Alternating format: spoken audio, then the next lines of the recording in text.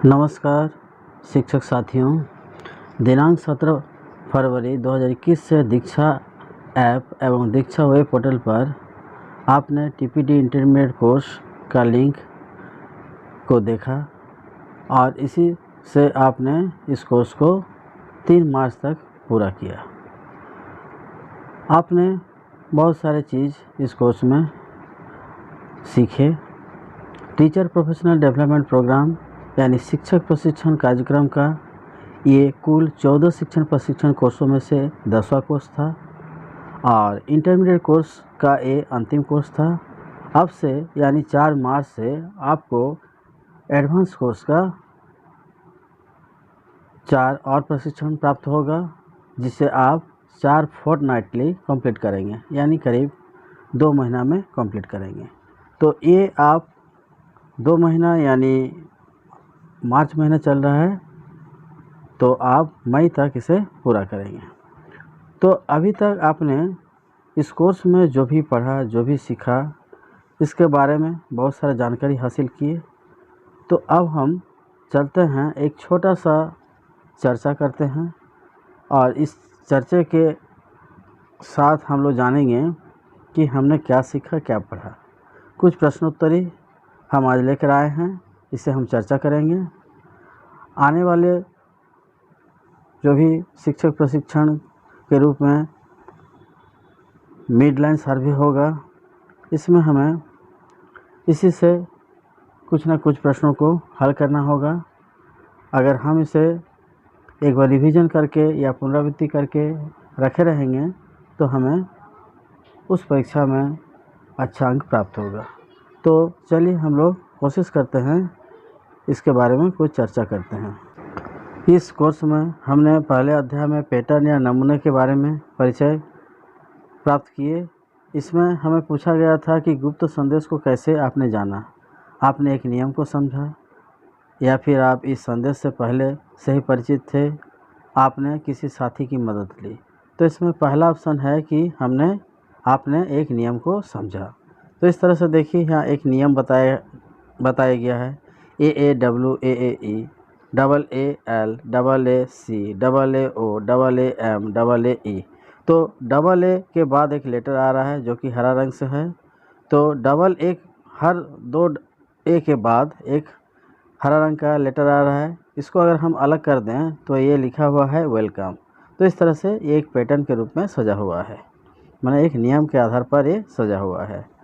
अब आगे हम लोग इसके बारे में और भी चर्चा करते हैं। देखिए, बीजगणित की इस गलती का मुख्य आधार क्या था।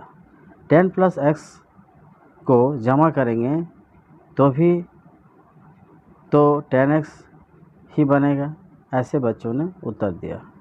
तो इसमें बच्चों के साथ क्या दिक्कत हुई या बीजगणित की इस गलती का क्या मुख्य आधार था, इसे जानने के लिए 3 विकल्प दिया गया है। इसमें से हमें जानना है कि कौन विकल्प के आधार पर ऐसी गलती हो सकता है। पहला है, प्रारंभिक स्तर पर संक्रियाओं प्लस माइनस इंटू डिवाइड पर ज़्यादा काम नहीं होता है।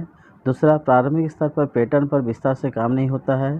तीसरा, प्रारंभिक स्तर पर साझा संख्या समझ पर विस्तार से काम नहीं होता है। तो इसमें है, प्रारंभिक स्तर पर पैटर्न पर विस्तार से काम नहीं होता है, ये विकल्प सही है। तो अगला हम लोग देखते हैं, बच्चों के साथ बीजगणितीय सोच यानी एल्जेब्रिक थिंकिंग और तार्किक सोच यानी लॉजिकल थिंकिंग के बारे में हम लोग चर्चा करते हैं। देखिए, दिए गए चित्रों में से उस चित्र पर क्लिक करें जो आपके अनुसार पैटर्न नहीं है। तो देखिए, इसमें 4 तरह का चित्र दिया हुआ है। एक हाथ, उसके ऊपर एक फूल का चित्र बना हुआ है। दूसरा वृत्ताकार है, उसमें एक पैटर्न देख रहे हैं। तीसरा ब्रिक शेप में है, एक दीवार दिखाया जा रहा है जिसमें ब्रिक बना हुआ है। चौथा, ये भी दीवार में एक तरह का शेप बना हुआ है। तो यहाँ पर हमें क्लिक करना है ये जानने के लिए कि वो पैटर्न को नहीं फॉलो कर रहा है। तो हम पहला विकल्प को चुन सकते हैं, जो हाथ पर लगा हुआ है, ये पैटर्न को फॉलो नहीं कर रहा है। बाकी सब जो हम लोग देख रहे हैं, एक पैटर्न को फॉलो कर रहा है। तो इस तरह से हम लोग कुछ अंदाज़ा लगाते हैं पैटर्न देखकर। अब देखिए, इसमें क्या है, एक बच्चे को पूछा गया है कि इन 2 पीली पट्टियों के बीच में लाल पट्टी आती तो ज़्यादा अच्छा लगता। आपके अनुसार राजा दीवार के पैटर्न को समझने के लिए किन कौशलों का इस्तेमाल कर रहा था? पहचाना कर पाना, आइडेंटिफिकेशन बोलते हैं, अवलोकन कर पाना, ऑब्जर्वेशन, सामान्यीकरण कर पाना, जनरलाइजेशन, अंतर कर पाना, डिफरेंशिएशन। तो आपको क्या लगता है? तो इसमें 3 तरह का चीज़ हो पा रहा है। आइडेंटिफिकेशन यानी पहला विकल्प पहचाना कर पाना, दूसरा अवलोकन कर पाना और अंतिम है अंतर कर पाना। तो इसके आधार पर ये 3 चीज़ों को राजा दीवार के पैटर्न को समझने के लिए अपने कौशल का इस्तेमाल कर रहा था।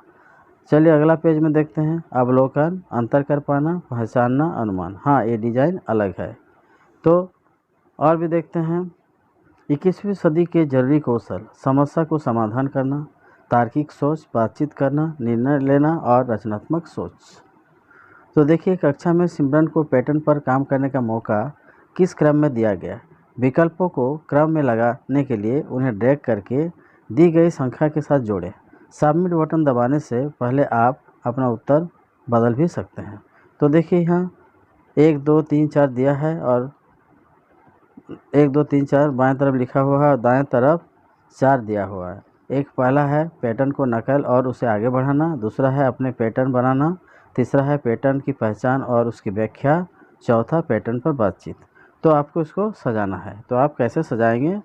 ये आपको सजा के सबमिट बटन पर क्लिक करना है। तो देखिए हमने जो सजाया है उसको आगे देखते हैं। पहले है पैटर्न की नकल और उसे आगे बढ़ाना। तो यहाँ पहला जो है पैटर्न का नकल और उसे आगे बढ़ाना। दूसरा क्या है? अपने पैटर्न बनाना। ठीक है, यहाँ भी अपने पैटर्न बनाना। तीसरा है पैटर्न की पहचान और उसकी व्याख्या और चौथा है पैटर्न पर बातचीत। अब इसके बाद हम लोग देखते हैं यहाँ किस तरह से सजाया गया है। यहाँ पहले है अवलोकन करना, फिर पहचानना, फिर आगे बढ़ना, फिर अनुमान करना, फिर निर्माण करना। तो बिनती की जगह क्या राजमा रख दूँ? तो यहाँ एक पैटर्न के बारे में बताया गया है। शिक्षक जी अपने बच्चे को बता रहे हैं कि बिंदी की जगह पर क्या राजमा रख दूं तो क्या ये पैटर्न को फॉलो करेगा? तो इसके आधार पर देखिए सू गिफोर्ड जो कि एक मतलब इसके बारे में अपना राय दी है, शिक्षाविद है। पैटर्न की समझ विकसित करने के लिए अलग अलग स्तर पर अलग अलग प्रकार की चुनौतियाँ। पैटर्न की नकल करना और उनको आगे बढ़ाना। दूसरा, पिछले अनुभव से पैटर्न को याद करके बनाना और उनके चित्र बनाना। तीसरा है पैटर्न की गलतियों को पकड़ पाना और उन्हें दोबारा से बना पाना। चौथा है पैटर्न को अपनी भाषा में बता पाना और पांचवा है अपनी खुद के पैटर्न बना पाना। तो फिर देखिए इसमें एक प्रश्न पूछा गया है कि इस पैटर्न को समझने के लिए किस किस अवधारणा की समझ होना जरूरी है? एक रंगों की, दूसरा आकृतियों की, तीसरा दोनों की, चौथा पता नहीं। तो इसमें रंगों की भी यहाँ अलग अलग रंग दिया गया है, तो रंगों की पहचान होना जरूरी है इस अवधारणा और साथ ही साथ आकृतियों की भी। तो कैसा आकृति बनाया गया है? पहला लाइन में वृत्ताकार है, दूसरा लाइन में वर्गाकार है। तो इस तरह से आकृति और रंगों से या मतलब पैटर्न को बनाया गया है। तो हमें दोनों की आवश्यकता पड़ेगी, तो हम दोनों की में इसमें क्लिक कर सकते हैं। तो इस तरह से आगे चलते हैं।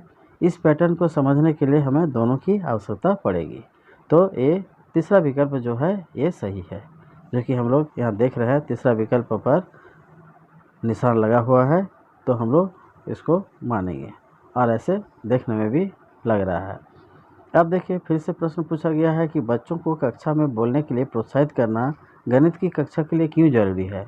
आप एक से अधिक विकल्प चुनकर अपना उत्तर दे सकते हैं। तो देखिए 4 विकल्प दिया गया है। आपको एक से अधिक विकल्प चुनना है और आपको बताना है कि गणित की कक्षा के लिए क्यों ऐसा ज़रूरी है। बच्चों की कक्षा में बोलने के लिए प्रोत्साहित करना गणित की कक्षा के लिए क्यों जरूरी है? पहला है कि बच्चों के तर्क को जानने के लिए। दूसरा है बच्चों में गणित की शब्दावली विकसित करने के लिए। तीसरा, बच्चों को ज़्यादा से ज़्यादा व्यस्त रखने के लिए। चौथा, बच्चों को बोलने का मौका देने के लिए। तो देखते हैं इसका क्या होना चाहिए। पहला और दूसरा विकल्प इसमें सही है कि इससे क्या होता है, बच्चों के तर्क को जानने के लिए। अगर बच्चे गणित के किसी सवाल को हल करके बताएंगे तो हमें पता चलता है कि बच्चों में क्या तर्क शक्ति है, इसके बारे में हम जान सकते हैं। और बच्चों में गणित की शब्दावली किस तरह से विकसित हुआ है, इसके बारे में भी हम लोग जान सकते हैं। तो पहला और दूसरा विकल्प इसमें सही है। अब देखिए इस भाग में हमने क्या क्या सीखा। पैटर्न और डिजाइन में अंतर होता है, ये हमने सीखा। पैटर्न के लिए कुछ कौशलों का होना जरूरी है, जैसे अवलोकन करना, पहचानना और बातचीत करना। तीसरा है पैटर्न हमारे जीवन के लिए कुछ मुख्य कौशलों को विकसित करने में भी मदद करता है, जैसे तार्किक सोच, समस्या समाधान आदि। चौथा, पैटर्न को विकसित करने के लिए अलग अलग स्तर पर कार्य किए जा सकते हैं, जैसे पैटर्न की नकल कराना। दूसरा, आगे बढ़ाना। अगला, पिछले अनुभव से पैटर्न के चित्र बनाना। गलतियां पकड़कर पैटर्न को दोबारा बना पाना, अपनी भाषा में बता पाना और खुद के नए पैटर्न बना पाना। और अंतिम है, पैटर्न कई आधारों पर बनाए जा सकते हैं, जैसे आकृति, रंग, दिशा, घुमाना आदि। तो ये सब हम लोग पैटर्न और डिजाइन में क्या अंतर है इसके बारे में जाना। अब यहीं पर हमारा पहला टॉपिक समाप्त होता है। अब हम पैटर्न या नमूने के भाग 2 में पैटर्न के प्रकार के बारे में सीखेंगे। देखिए पहला प्रश्न क्या है, पीछे सुनी पूरी बातचीत से आपको क्या लगता है कि शालिनी किस नए कौशल का इस्तेमाल कर पाई।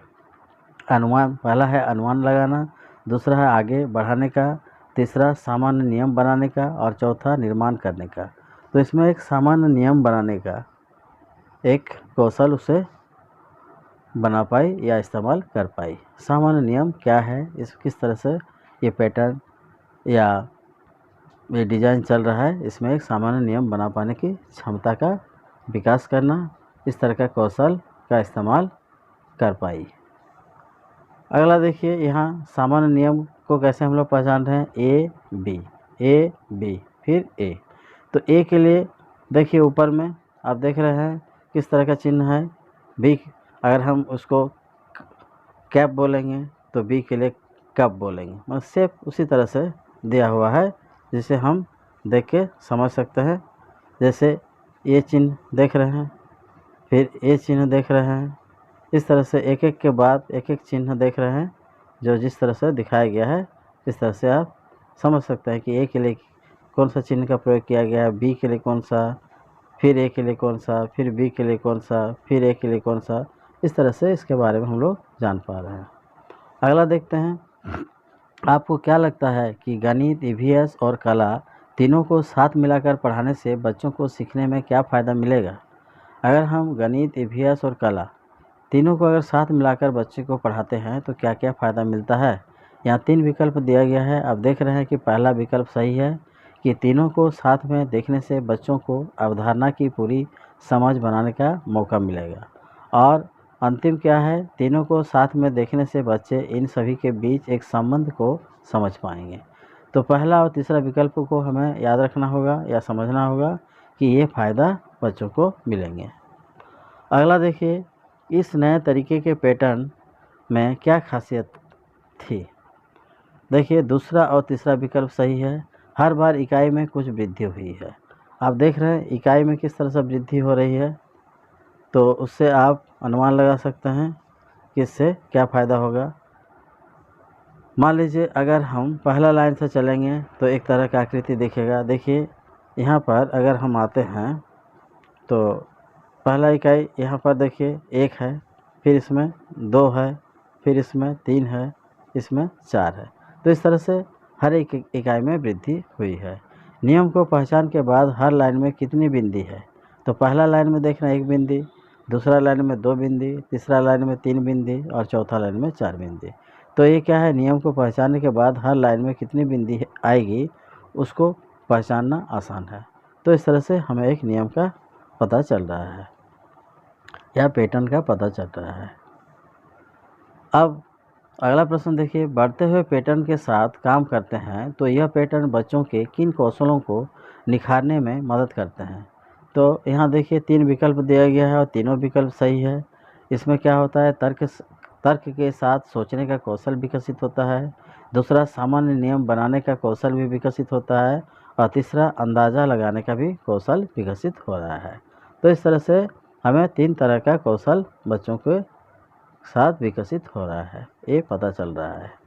अब देखिए पैटर्न को उनकी जटिलता के अनुसार बढ़ते हुए क्रम में सजाएं। तो सबसे कौन सा जटिल है, उसके बाद कौन सा जटिल है, इस तरह से आप इसको सजा सकते हैं। यहाँ 1, 2 और 3 दिया हुआ है, तो एक में कम जटिल वाला दिखाना है, यानी 2 नंबर में जो है एक कम जटिल है, उसके बाद 3 नंबर में आएगा एक कम जटिल है, और उसके बाद ये आएगा।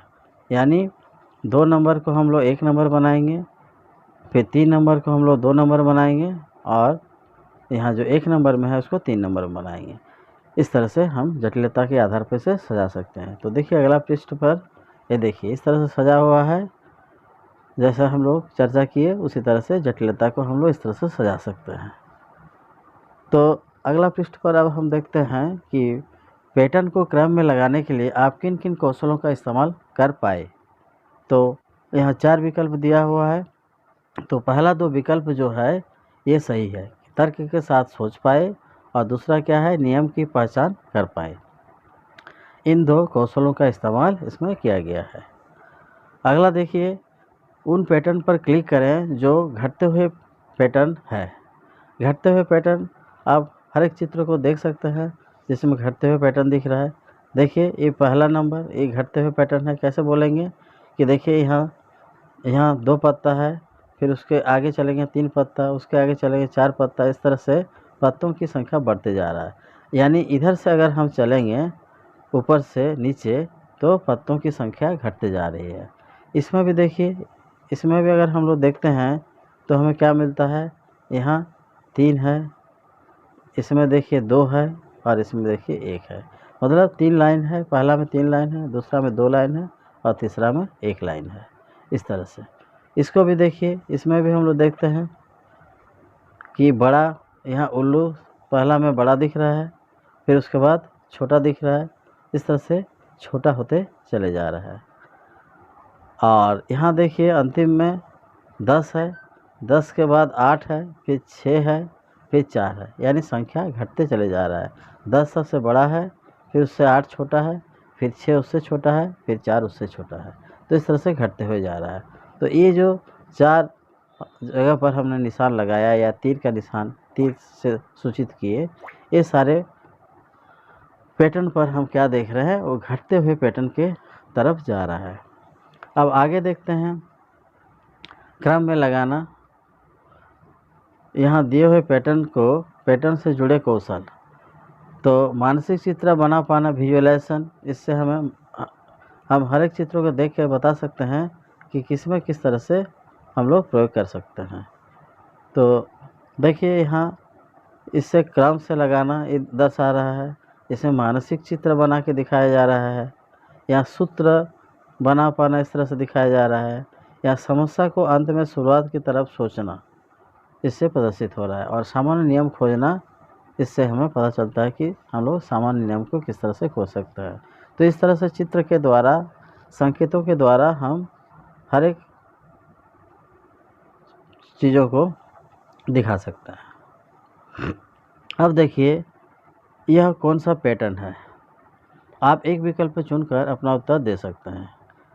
तो यहाँ पैटर्न आप देख रहे हैं, दोहरा वाले पैटर्न है, बढ़ते हुए पैटर्न है, दोहरा और बढ़ते हुए दोनों पैटर्न है, दोहरा और बढ़ते हुए में से कोई नहीं है।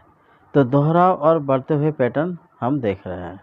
ये जो भी पैटर्न हम देख रहे हैं सब दोहराव और बढ़ते हुए पैटर्न के रूप में दिखाई दे रहा है।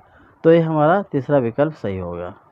अब हम अगला देखते हैं, तो वही चित्र है जिसमें हम लोग दोहराव और बढ़ते हुए पैटर्न के बारे में जाने।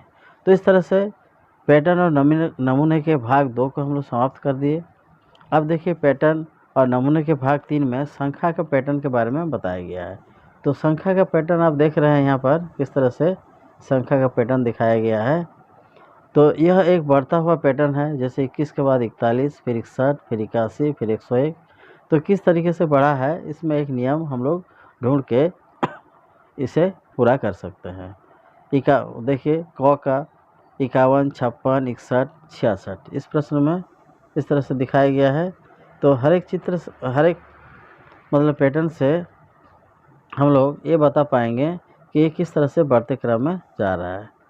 तो इसको हल करेंगे तो हम लोग समझ पाएंगे। जैसे यहाँ देखिए 7 के बाद 14 आएगा, फिर 21 आएगा। 7 का पहाड़ा लिखा हुआ है, 7 21, 7 चौके 28, 7 पचे 35। यहाँ 2 4, 2 का डबल 4, 4 का डबल 8 होता है, 8 का डबल 16 होता है। इस तरह 16 का डबल 32, इस तरह से जा रहा है। यहाँ 12 13 14 फिर 15, A B C, उसके बाद D आ जाएगा। तो इस तरह से हम लोग एक पैटर्न को देख के ऐसे खाली स्थानों को हम लोग भर सकते हैं। तो इस गतिविधि का क्या उद्देश्य है? इसमें गतिविधि में बच्चों को सम और विषम संख्याओं को नियम खोजने देना। तो ऐसे और भी गतिविधि था, जैसे उस गतिविधि को हमने इसमें नोट नहीं किया, लेकिन उस गतिविधि में क्या था कि 1 को नीचे लिखेंगे, 2 को ऊपर लिखेंगे, फिर 3 को नीचे लिखेंगे, 4 को ऊपर लिखेंगे। इस तरह से लिखते हुए अगर जाएंगे तो हमें क्या मिलेगा?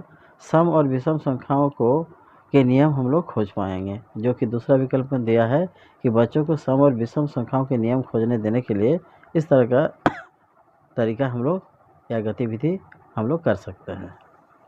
देखिए यहाँ पर दिखाया हुआ है कि 2 लाइन है, पहला लाइन में दूसरा लाइन में 1 लिखा है, तो पहला लाइन में 2 लिखा है, फिर दूसरा लाइन में 3, फिर पहला लाइन में 4, इस तरह से, फिर दूसरा लाइन में 5, फिर पहला लाइन में 6, इस तरह से। इससे हमें क्या पता चलता है कि पहला लाइन में सम संख्याओं को लिखा गया है और दूसरा लाइन में विषम संख्याओं को लिखा गया है।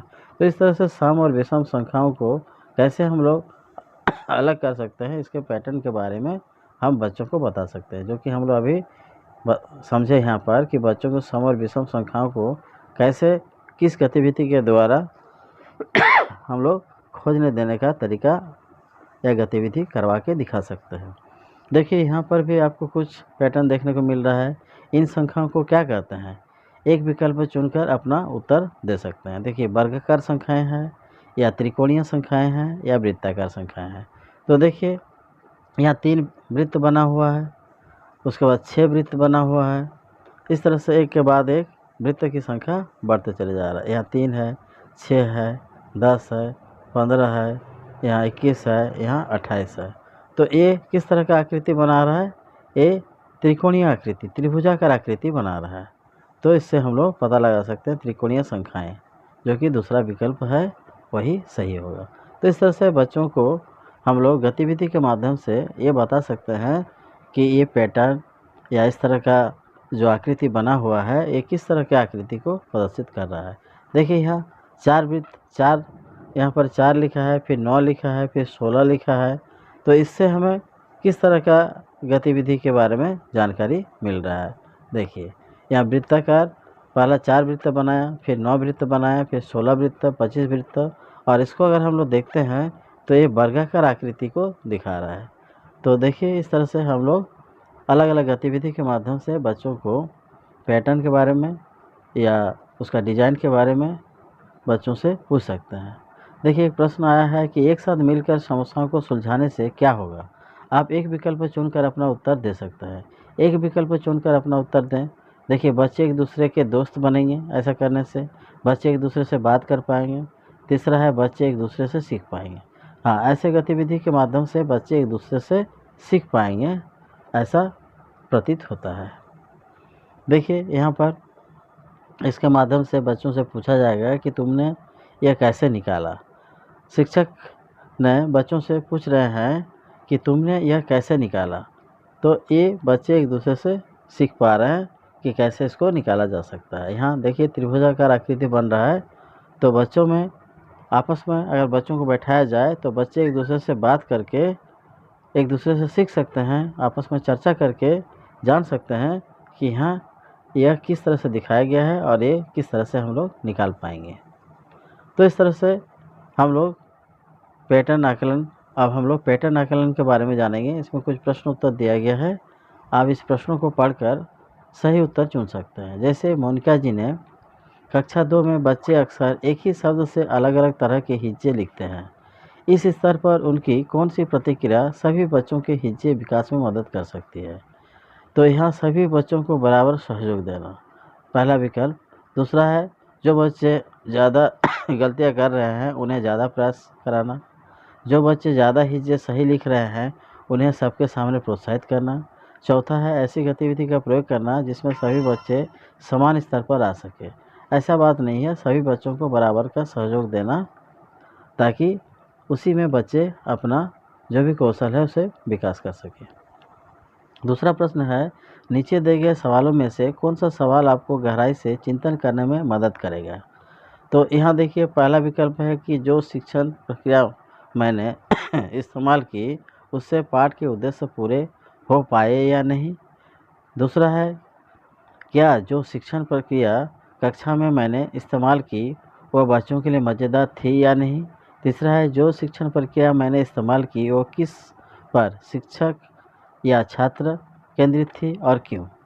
तो और चौथा है, जो शिक्षण अधिगम सामग्री इस्तेमाल की यह कितनी सही थी।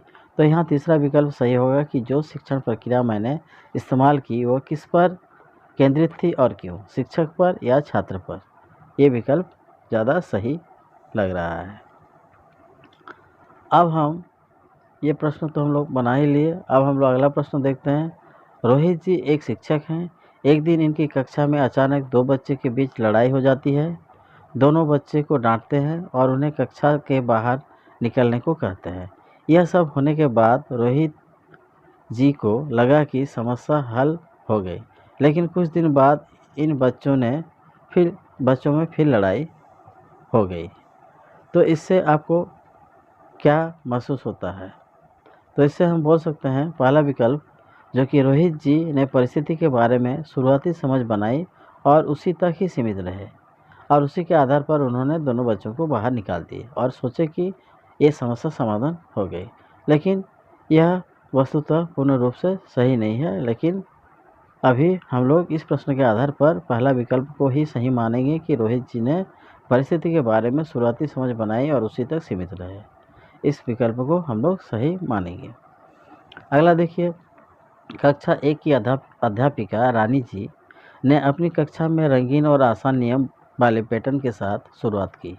आपको क्या लगता है कि रंगीन पैटर्न के साथ छोटी कक्षा में शुरू करना क्या अच्छा विचार होगा। तो पहला विकल्प बोल रहा है कि सही नहीं होगा, क्योंकि छोटे बच्चे को इस कक्षा तक रंगों की अच्छी पहचान नहीं होती। ऐसा बात नहीं है, रंगों की पहचान तो बच्चों को बचपन से ही होती है। सही नहीं होगा क्योंकि रंगीन पैटर्न संख्या पैटर्न से अधिक जटिल होते हैं। नहीं, ऐसा बात भी नहीं है, रंगीन पैटर्न संख्या पैटर्न से जटिल नहीं होते हैं। तीसरा है, सही होगा क्योंकि रंगीन पैटर्न अधिक आकर्षित होते हैं।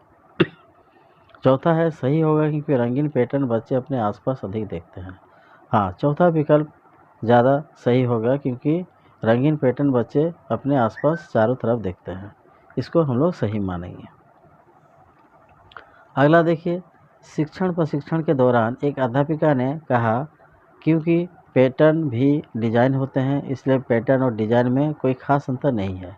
आपको क्या लगता है कि क्या यह अध्यापिका सही सोचती है। पहला है, सही नहीं है क्योंकि पैटर्न में हमेशा इकाई को बार बार दोहराया जाता है, जबकि डिजाइन का निर्माण एक नियम को ध्यान में रख के किया जाता है। ये बात सही नहीं है। सही सोचती है क्योंकि डिजाइन और पैटर्न एक ही होते हैं, ऐसा भी बात नहीं है। तीसरा क्या है, सही नहीं है क्योंकि पैटर्न में हमेशा एक नियम होता है, जबकि डिजाइन का निर्माण देना नियम से होता है। तो ये बात सही होगा क्योंकि पैटर्न में एक नियम होता है और डिजाइन का निर्माण देना नियम से होता है। तो तीसरा विकल्प यहाँ सही होगा। चलिए अगला प्रश्न देखते हैं। देखिए, हमने पांचों प्रश्न पूरा कर लिए और हमारा स्कोर क्या है, 5/5, यानी हमने सभी प्रश्नों को सही सही बनाया। अब हम लोग आगे चलेंगे, आगे का आकलन देखेंगे, इसके प्रश्न को ध्यान से पढ़ेंगे। शिक्षक प्रशिक्षण के दौरान एक अध्यापिका ने कहा, क्योंकि पैटर्न भी डिजाइन होती है इसलिए पैटर्न और डिजाइन में कोई खास अंतर नहीं है। आपको क्या लगता है कि यह अध्यापिका सही सोचती है। आप सिर्फ एक ही विकल्प चुन सकते हैं। तो पहला है कि सही सोचती है क्योंकि डिजाइन और पैटर्न एक ही होते हैं। ऐसा बात नहीं है, पैटर्न और डिजाइन दोनों एक ही नहीं होते हैं। दूसरा है, सही सोचते हैं क्योंकि पैटर्न और डिजाइन एक ही नियम से बनाए जाते हैं। नहीं, ऐसा बात नहीं है कि पैटर्न और डिजाइन एक ही नियम से नहीं बनाए जा सकते। तीसरा, सही नहीं है क्योंकि पैटर्न में हमेशा एक नियम होता है, जबकि डिजाइन का निर्माण बिना नियम से होता है। ये विकल्प सही है जो कि हम लोग पिछला क्लास में सीखे हैं कि ये बात सही है, तो हम लोग तीसरा विकल्प को सही मानेंगे। अब प्रश्न संख्या देखिए, तीसरा विकल्प सही है क्योंकि पैटर्न निर्माण में हमेशा एक नियम का इस्तेमाल किया जाता है, जबकि डिजाइन में नियम का होना जरूरी नहीं होता है। यानी सभी पैटर्न डिजाइन तो हो सकते हैं, लेकिन सभी डिजाइन पैटर्न नहीं होते हैं। इन दोनों के अंतर की समझ शिक्षक को बच्चों के लिए पैटर्न का चयन करने में मदद करेगा। तो ये नियम हम लोग जाने। अब प्रश्न संख्या 2 देखते हैं। 4 साल की रानी ने जैसे ही देखा कि उसके पिता ने शाम का खाना बनाना शुरू कर दिया है, तभी उसने खुशी के साथ गाना गाना शुरू कर दिया कि मम्मी आने वाली है। ये देखकर उसके पिता ने पूछा, तुमने ये कैसे जाना? आपको क्या लगता है कि रानी ने यह समझ कैसे बनाई? आप एक से अधिक विकल्प चुन सकते हैं। पहला है कि रानी ने अपने मम्मी से आने का समय पूछा था, इसलिए वो आसानी से बता पाई। ये बात नहीं है, गलत है। रानी ने घड़ी में समय देखकर पता लगाया। हाँ, घड़ी में समय देख के पता लगा सकता है कि कितना बजे आने वाली है। दूसरा, रानी ने एक पैटर्न को समझा कि जब भी पापा शाम का खाना बनाना शुरू करते हैं तभी मम्मी आने वाली होती है। तो ये भी एक बात सही है कि एक पैटर्न के आधार पर रानी ने ये बात समझी। तो यहाँ दूसरा और तीसरा बात सही लग रहा है, दूसरा और तीसरा विकल्प यहाँ सही है। चौथा क्या है, रानी के पिता ने उसको बताया कि उसकी मम्मी आने वाली है, ऐसा बात नहीं है। तो रानी ने दूसरा और तीसरा विकल्प देखकर इसे समझा कि यही विकल्प सही होगा। देखिए, इसका उत्तर हम लोग समझते हैं। पैटर्न हमें हमारे जीवन को समझने में मदद करते हैं। इनकी सहायता से हम हमारे जीवन में रोज़ाना होने वाली घटनाओं के होने या न होने की समझ बनाते हैं। जैसे अभी रानी ने किया, उसने एक पैटर्न को समझा कि रोज़ाना जब भी पापा शाम का खाना बनाना शुरू करते हैं तो मम्मी का आने का समय होता है।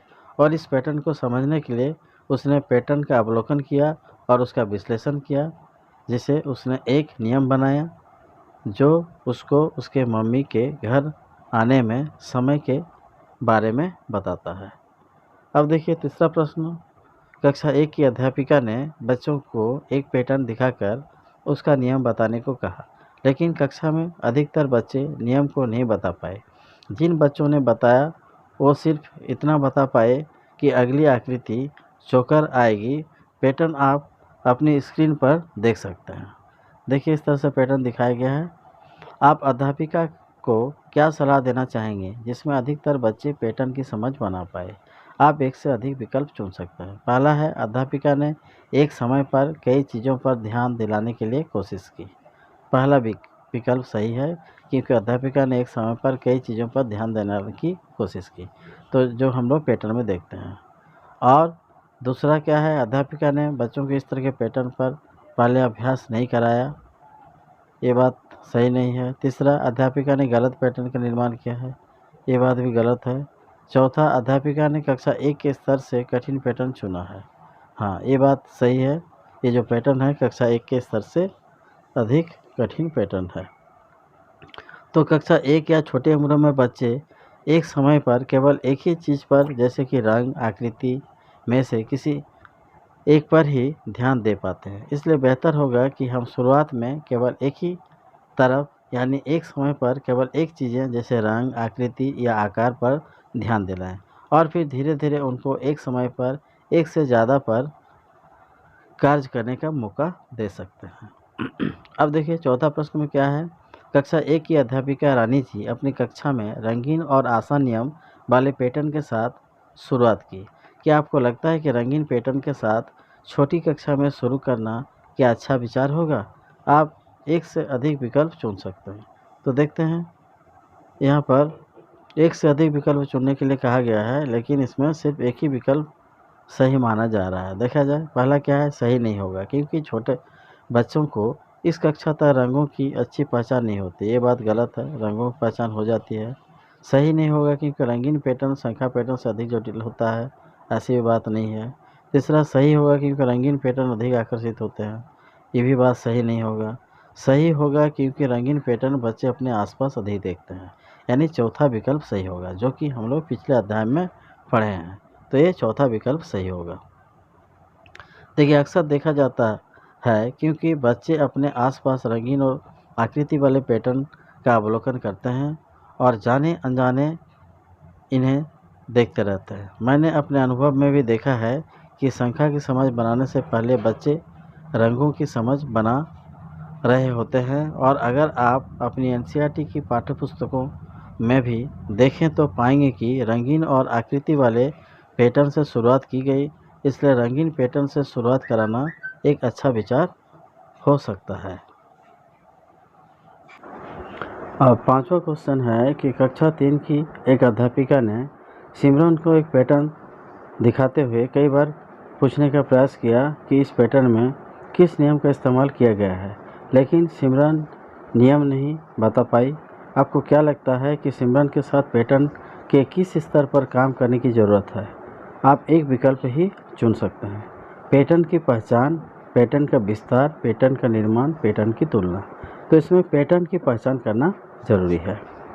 पैटर्न का विस्तार नहीं है, पैटर्न दिया गया है इसलिए इसको विस्तार करना नहीं है, निर्माण भी नहीं करना है, तुलना नहीं करना है। पैटर्न का पहचान करना है कि किस तरीके से इस पैटर्न को चलाया गया है।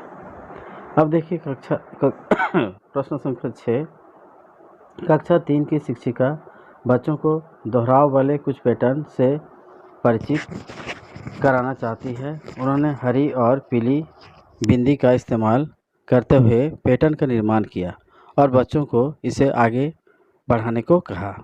तो देखिए, हरा बिंदी और उसके बाद पीली बिंदी। इस पैटर्न को शमीम ने कुछ इस प्रकार आगे बढ़ाया: हरा, पीला, फिर लाल, फिर नीला, फिर भूरा। तो जो भी हो बिंदी, जिस तरह से भी हो, आपको क्या लगता है कि शिक्षक पैटर्न का निर्माण करते समय किस बात का ध्यान रख सकती थी जिससे शमीम जैसे बच्चों को पैटर्न को सही से आगे बढ़ाने में बेहतर मदद मिलती?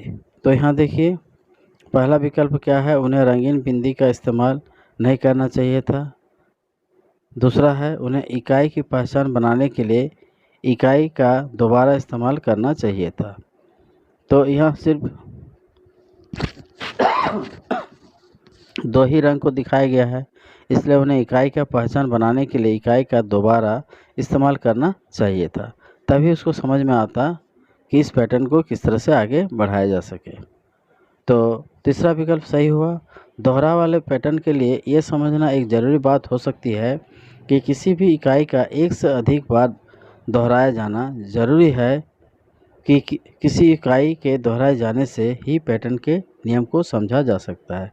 सिर्फ 2 बार लिखने से नहीं होता है, इसे कम से कम 3-4 बार दिखाना ज़रूरी है, तभी हमें उस पैटर्न के बारे में अच्छी समझ बनता है, तभी बच्चों को भी इसके बारे में सही तरीके से जानकारी प्राप्त होता है।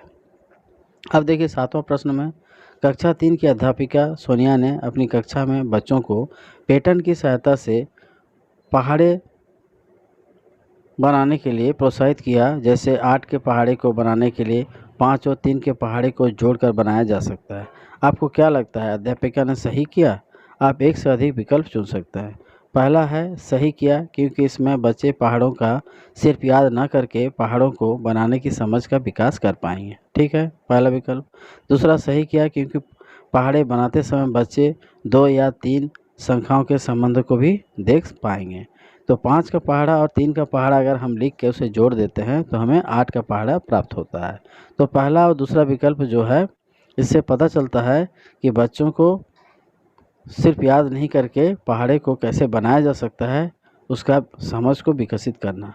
और दूसरा में क्या दिया है कि 2 या 3 संख्याओं के बीच एक संबंध बना पाना भी, ये भी एक पहाड़ा सीखने का या ज्ञान विकसित करने का एक कौशल है। तो पहला और दूसरा विकल्प यहाँ सही होगा। देखिए इसमें क्या दिया है कि पहाड़ों, कैलेंडर या गिनतियों के बीच इस तरह के पैटर्न ढूंढने से बच्चे संख्याओं के बीच आपसी रिश्ता खोज पाते हैं और अपने ज्ञान को न केवल याद रखने के लिए सीमित रखते हैं, बल्कि नए ज्ञान को भी खोज पाते हैं। और ऐसे ज्ञान हमेशा ज़िंदगी भर याद रहता है, जिससे कि पहाड़ा भूल जाने के बाद भी बच्चे उस पहाड़े को निकाल सकते हैं और उस पहाड़े को याद रख सकते हैं। अब हम प्रश्न संख्या 8 देखेंगे। कक्षा 3 की शिक्षिका अनीता जी ने बच्चों को एक भवन की सैर के दौरान भवन की दीवारों पर बने पैटर्न की तरफ ध्यान दिलाया। बच्चों ने पैटर्न के नियम तो पहचाने ही साथ इस विषय पर भी बातचीत की कि इस भवन को बनाने में अलग अलग तरह के काम जैसे मजदूरी, सफाई आदि की क्या महत्ता रही होगी। आपको क्या लगता है कि इस तरह से बच्चों के सीखने से क्या फ़ायदे मिलेंगे? आप यहाँ एक से अधिक विकल्प चुन सकते हैं। पहला विकल्प है बच्चों को किसी अवधारणा के अलग अलग पहलू जैसे गणितीय, सामाजिक, वैज्ञानिक सभी को समझने का मौका मिलेगा। दूसरा है बच्चों को कम से कम समय में अधिक से अधिक विषय पढ़ने का मौका मिलेगा। तीसरा है बच्चों को कम समय में पाठ्यक्रम को समाप्त करने का मौका मिलेगा। चौथा, बच्चों को सभी विषयों के बीच एक संबंध देखने का मौका मिलेगा। तो देखिए यहाँ पहला और अंतिम विकल्प सही है। बच्चों को किसी अवधारणा के अलग अलग पहलू जैसे गणितीय, सामाजिक, वैज्ञानिक सभी को समझने का मौका मिलेगा। और अंतिम क्या है, बच्चों को सभी विषयों के बीच एक संबंध देखने का मौका मिलेगा। अब प्रश्न संख्या 9 देखते हैं। कक्षा 5 के अध्यापक वर्मा जी ने बच्चों को कुछ पैटर्न दिखाए जो आप अपने स्क्रीन पर देख सकते हैं। उसके बाद बच्चों से पूछा कि इन तीनों में उन्हें कौन सी समान बात नज़र आती है। बच्चों ने बताया कि तीनों में पहली चीज़ का 2 बार इस्तेमाल किया गया है और फिर दूसरी चीज़ का सिर्फ एक बार। आगे वर्मा जी ने बच्चों को इस नियम को इस तरह से लिखने में मदद की। AAB @G @G 112 इसी तरह वर्मा जी ने बच्चों को कई पैटर्न के समूह दिखाकर न उसके पीछे के नियमों को पहचानने को कहा। आपको क्या लगता है कि इस गतिविधि का क्या उद्देश्य रहा होगा? आप एक ही विकल्प चुन सकते हैं। पहला है कि बच्चों को एक नियम को अलग अलग चीज़ों का इस्तेमाल करके सजाने देना। दूसरा है बच्चों में सामान्यीकरण की समझ को विकास करना। तीसरा है बच्चों को एक नियम पर लंबे समय तक काम करने का मौका देना। चौथा है बच्चों को एक ही नियम में महारत हासिल करने देना। तो यहाँ दूसरा विकल्प सही है, बच्चों में सामान्यीकरण की समझ का विकास करना।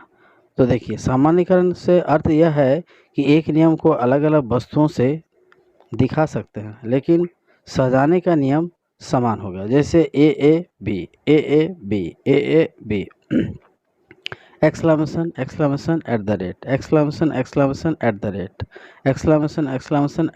इस तरह से, या एक तो अलग नहीं है क्योंकि सभी में एक ही नियम का इस्तेमाल हुआ है। सिर्फ नियम को दर्शाने के लिए अलग अलग संकेतों का इस्तेमाल किया गया है और यही समझ बीजगणित का आधार है। अब 10वां प्रश्न देखते हैं। शोध के अनुसार किस तरह के पैटर्न को